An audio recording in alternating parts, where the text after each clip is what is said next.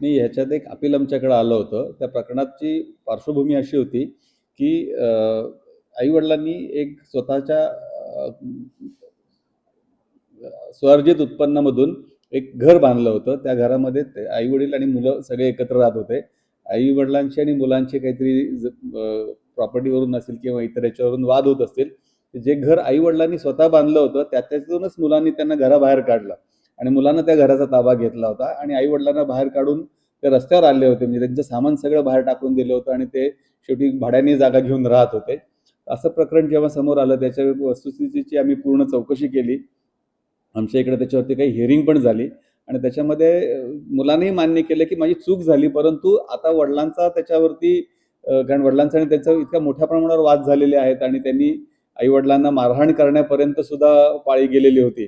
तर त्याच्यामुळं वडिलांची इच्छा नव्हती, की आम्ही एकत्र राहू आणि ते घर आई-वडिलांनी स्वतः बांधलेलं असल्यामुळे मग त्या घराचा ताबा आई-वडिलांकडे द्यावा आणि मुलांना स्वतः त्याच्यातून बाहेर पडावं, अशा प्रकारचा निर्णय आम्ही तिथे त्या प्रकरणामध्ये दिलेला होता.